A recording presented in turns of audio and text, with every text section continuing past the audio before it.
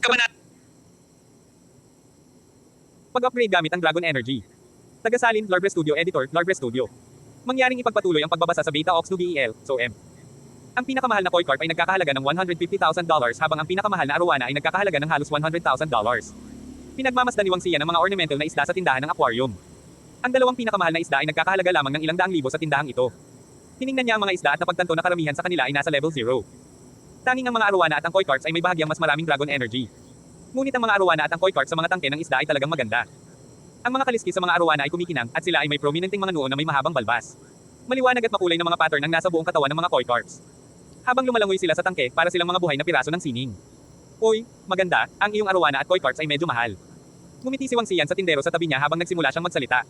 Sa tingin mo ba mahal ito? Siguradong hindi mo pa nakita ang mga Koi Carps at Arowana na nagkakahalaga ng milyon-milyong dolyar. Itinuring na nasa mid-range ang presyo natin, nakangiting sabi ng tindera. Nakinig si Wang Xian sa kanyang sagot at agad na nagtanong, maganda, paano mo pinag-iiba ang magandang Koi Carp at Arowana? Panipi. Ang pulang Arowana ang pinakamahalagang lahi sa mga Arowana habang ang Chili Red Arowana ang pinakamahalagang lahi sa mga pulang Arowana. Ang mga Koi Carps ay mas mahal, lalo na mula sa mga bansang isla. Ang mga mas malaki sa sukat na may maliliwanag na kulay ay nagkakahalaga ng ilang milyong dolyar. Nakangiting paliwanag sa kanya ng tindera. Nag-iisip si Wang Xian habang tumatango. Tanong niya kung gusto kong bumili ng Koi Carps at Arowana na nagkakahalaga ng ilang milyong dolyar, saan ko ito makukuha sa Rivertown? Panipi. Koi Carps at Arowana na nagkakahalaga ng ilang milyong dolyar. Maaari mong tingnan ang Flowers and Birds Market ng Ocean Town. Ngunit ang ilang milyong dolyar ng Koi Carps at Arowana ay hindi karaniwan. Bukod dito, hindi maraming tao ang bibili ng gayong mamahaling pang-adorno na isda. Ang mga nagkakahalaga ng ilang daang libo ay ibinebenta pa. Nagpatuloy ang magandang tindera. Okay, salamat. Nakangiting tumango si Wang Xian. Nilabas niya ang phone niya at naghanap. Tulad ng sinabi ng sales girl, ang mga Koi Carps at Arowana na nagkakahalaga ng ilang milyon ay bihira at hindi madaling ibenta. Ngunit ang mga tao ay bibili ng ilang daang libong dolyar. Napaisip si Wang Xian. Ngumiti siya sa sales girl at umalis na.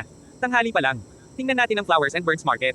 Pagkatapos lumabas ni Wang Xian sa tindahan ng aquarium, nagtungo siya sa Flowers and Birds Market sakay ng taxi. Ang Flowers and Birds Market ay matatagpuan sa East Ocean District ng Rivertown at ito ay hindi malayo para sa kanya. Pagkatapos ng 20 minutong biyahe, huminto ang sasakyan sa pasukan ng Flowers and Birds Market. Ang Bulaklak at Ibon Market ng Rivertown ay isang mas malaking merkado dahil maraming mayayamang tao ang naninirahan sa Rivertown dahil ito ay isa sa mga nangungunang pangalawang tier ng mga lungsod. Pumunta si Wang Xian sa palengke. Sinundan niya ang mga karatula at naglakad patungo sa lugar na tumitingin ng isda. Sa daan, nakita niya ang isang pet shop na nagbebenta ng mga alagang aso sa halagang 50,000 dolyar. Ang isang alagang aso ay maaaring itago sa loob ng 12 ng taon, ngunit ang isang Koi Carp o isang Arowana ay maaaring panatilihin sa buong buhay ng isang tao.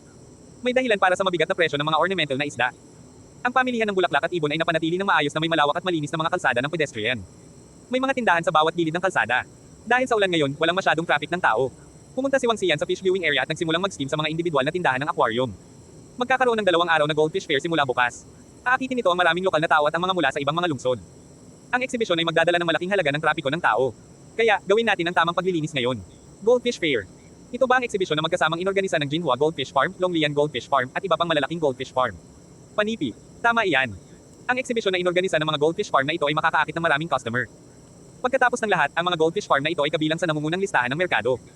I wonder kung anong klaseng goldfish ang ipapakita nila bukas. Magkakaroon ba ng bihirang gold pies tulad ng red cap brown oranda?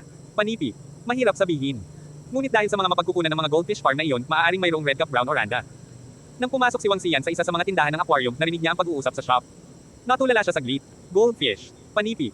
Ang gold pies ay ang pinakakaraniwang nakikitang ornamental na lahi ng isda. Kahit nakaraniwan ang mga ito, ang mga bihirang lahi ay maaaring umabot ng hanggang daan-daang libong dolyar.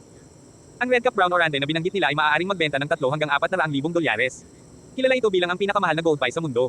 Kung may goldfish fair bukas, tinaas niya ang kanyang kilay at tumingin sa ilang goldfish sa tindahan na may ideya. Bigyan mo ako ng gold pies, boss. Anong klaseng gold pies ang gusto mo? Ang gold pies na mayroon ako ay mga nangungunang grado, hindi may hahambing sa mga goldfish stalls mula sa mga flea market. Ang nasa katanghaliang gulang na may-ari ng tindahan ay tumawa habang nagsasalita pagkatapos niya marinig si Wang Xian. Okay, tumango si Wang Xian at pinagmasdan ng gold pies sa kanyang tindahan. Napagtanto niya na talagang magastos ang gold pies dito. Ang ilan ay nagkakahalaga ng 40 hanggang 50 dolyar bawat isa habang ang iba ay nagkakahalaga ng ilang daang dolyar bawat isa. Boss, bigyan mo ako ng 2 nito, 3 nito at 3 nito. Pinagmasdan ni Wang Xian ang mga kulay sa ilang gold pies habang nagsasalita siya. Oo naman. 4-50, pakiusap.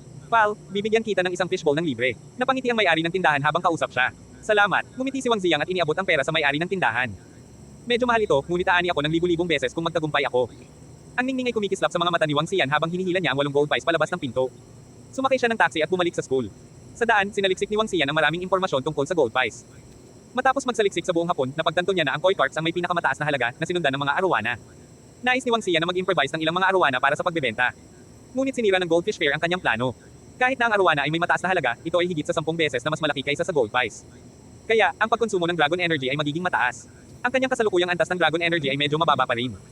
Bukod dito, hindi rin masama ang halaga ng gold pies. Bukas ay ang Goldfish Fair. Dapat may bumibili. Magagamit ko ang aking Dragon Energy para mag-upgrade ng ilang gold pies na may mataas na halaga. Napaisip si Wang Xian habang yakap-yakap ang gold pie sa ilalim ng payong at patungo sa dormitoryo. Kasing lakas pa rin ng ulan at kakaunti lang ang mga estudyante sa compound ng school. Iyon, parang siya. Pagpasok niya sa gate ng paaralan, hawak-hawak ni Gon Shuqing ang isang payong nang makita niya ang figure na mabilis na tumatakbong dumaan sa kanya.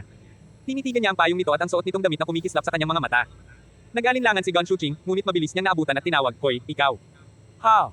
Lumingon sa likod si Wang Xian na puno ng pagkataranta nang marinig niya ang isang boses mula sa likuran. Siya talaga. Nakilala ni Gon Shuqing ang mukha ni Wang Xian na may kahangahangang ekspresyon sa kanyang mukha. "Ikaw talaga. Salamat sa iyong tulong ngayon." Lumapit si Gon Shuqing at nagpapasalamat na sinabi. "Gon Shuqing." Bahagyang natigilan si Wang Xian, ngunit tumango siya nang nakangiti. "Kilala mo ba ako?" Tanong ni Gon Shuqing, nagulat nang tawagin niya ang kanyang pangalan. "Paanong hindi ko malalaman ang kilalang kagandahan ng Class of 2020?" Tumingin si Wang Xian sa kanya at tumawa.